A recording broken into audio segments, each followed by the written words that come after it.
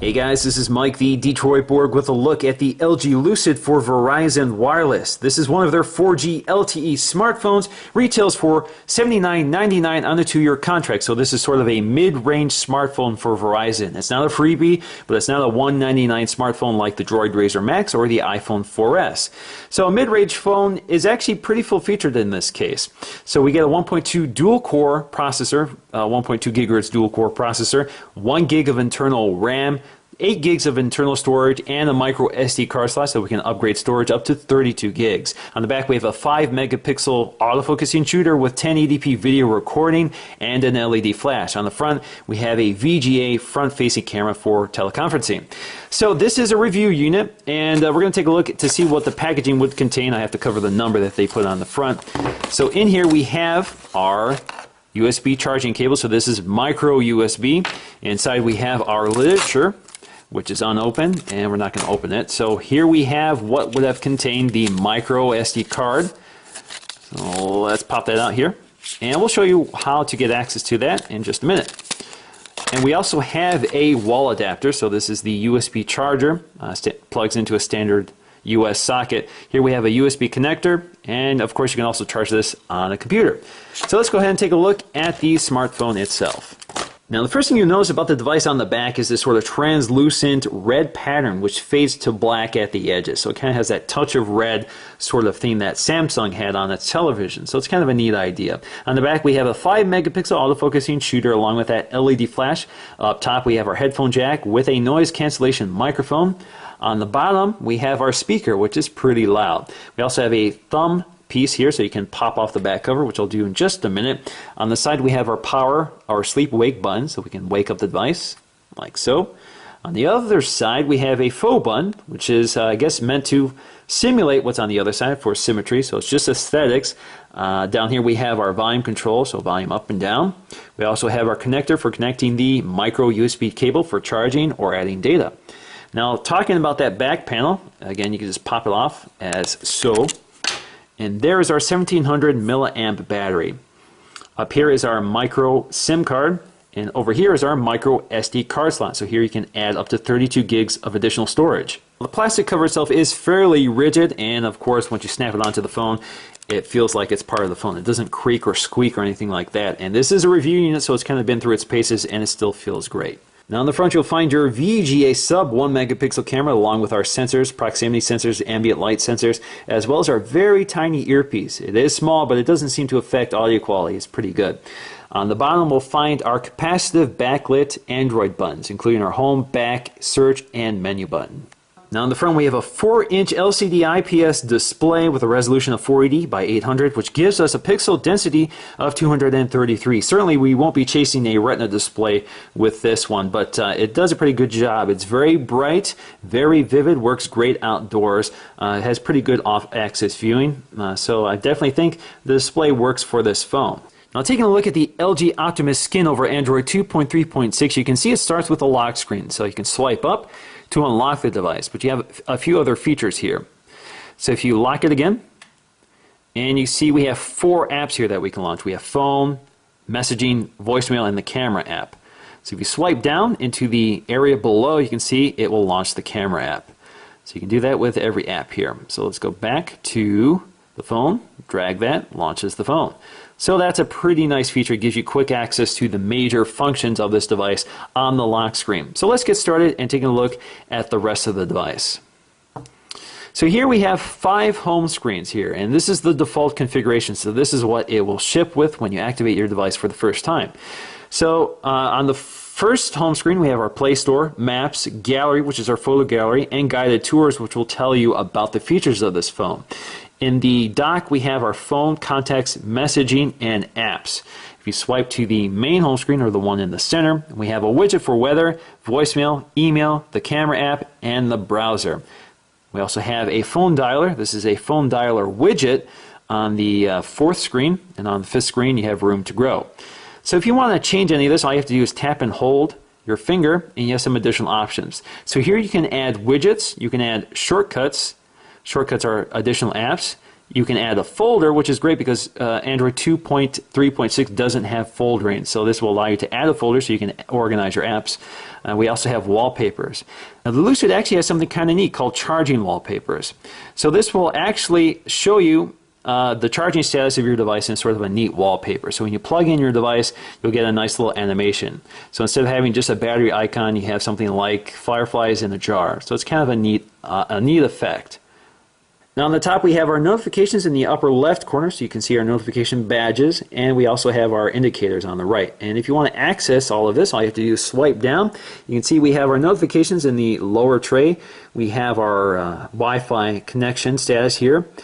We can also control our media from this widget here. And up here we have our quick toggles for operating or muting things such as sound. You can turn Bluetooth on or off.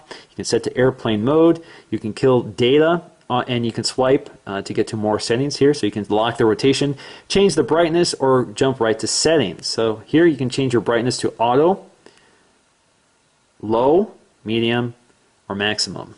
Now taking a look at the apps they've included, you can see that the LG Optimus skin actually organizes them into these nice drawers. So they're all labeled, so you can see communications, Verizon wireless media, news and search, tools, applications, and downloads. And just tap them to open them up. You can do that for all of them.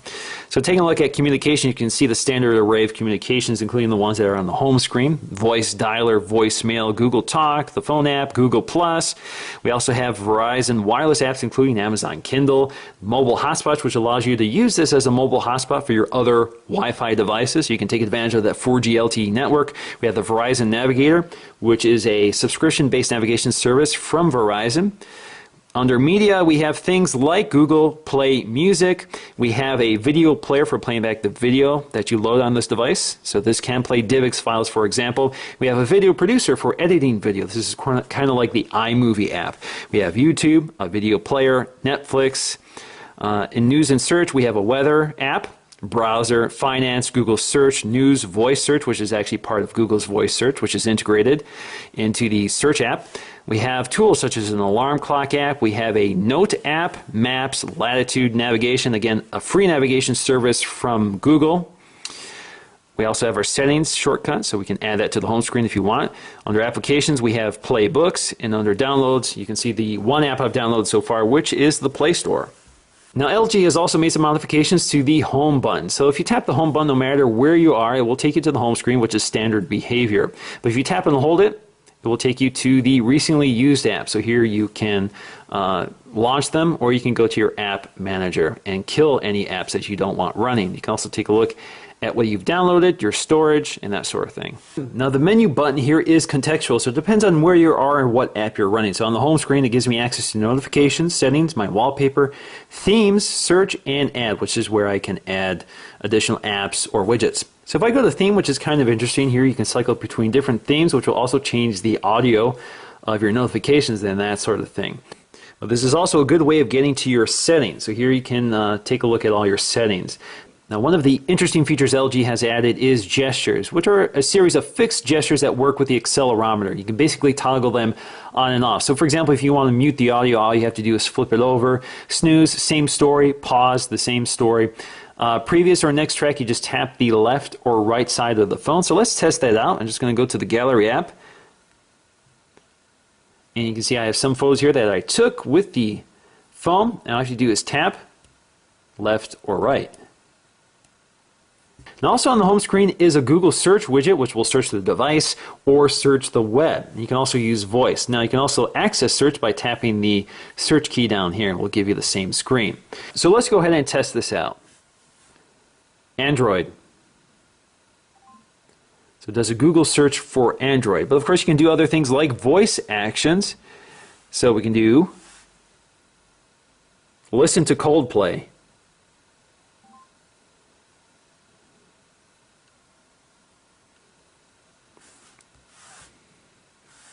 So it finds my library from my Google Music, and we can play any of these songs.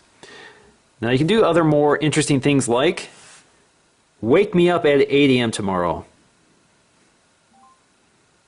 And we can set an alarm. Now taking a look at the camera app, again we have a 5 megapixel camera on the back with autofocusing, so if you tap on the subject you can see it autofocuses and it adapts the exposure. You can also turn on the video camera just by sliding this toggle here.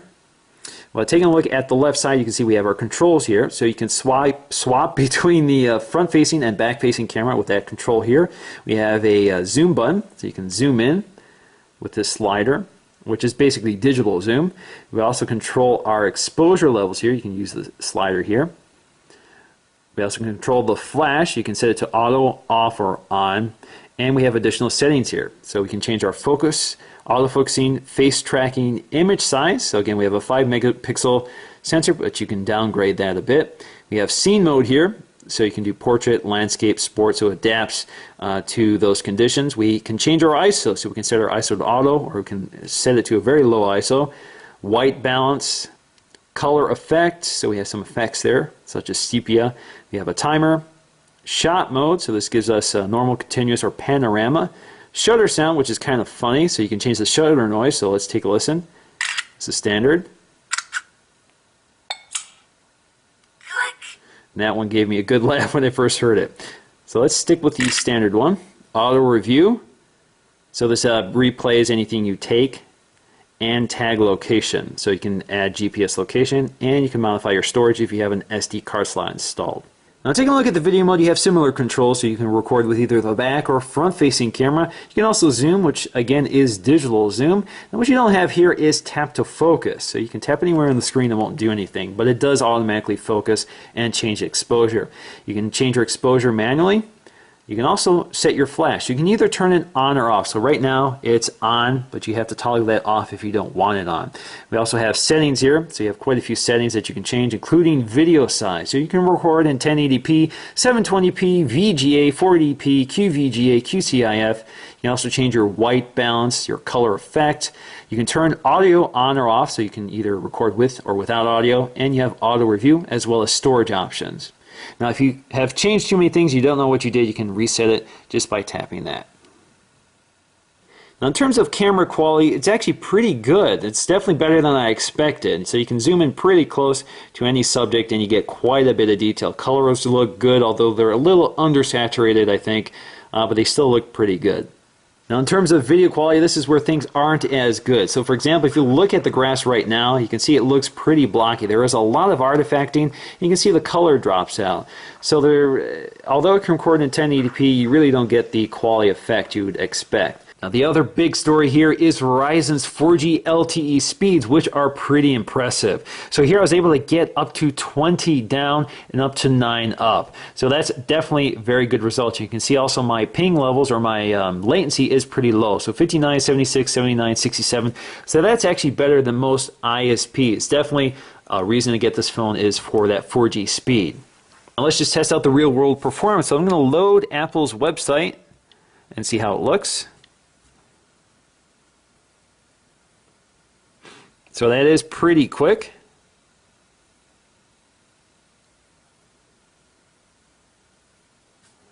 So you can zoom in, take a look, and it looks pretty good. Now testing out the mobile hotspot feature, which allows you to turn your LG phone into a modem so you can connect other devices, so you can take advantage of that fast 4G speed. All you have to do is enable it, and you get instructions on how to set it up. So here they've given me instructions on how to connect to the network. So you can see I have a password here. So all I have to do is enter that password in and connect to my wireless network. Now overall, the performance of this device is pretty quick. So that's one of the great things about having a dual-core processor, is the speed at which it can handle just about everything. So you can zoom in, pinch to zoom, move the page around pretty smoothly. And the OS itself also operates smoothly, so you can swipe through pages pretty quick without a lot of frame dropping. So performance is pretty smooth for a device in this class. Now in terms of overall shape and form factor, it's actually pretty similar in size to the iPhone 4S. It has very similar dimensions, although it is a little thicker. Now the LG Lucid has a 4-inch screen versus the iPhone's 3.5-inch screen, but of course the iPhone has that Retina display, so that's 326 ppi versus 233. So this display definitely looks a lot better. But I think it's nice to have a larger screen over the same footprint. It feels very comfortable to hold.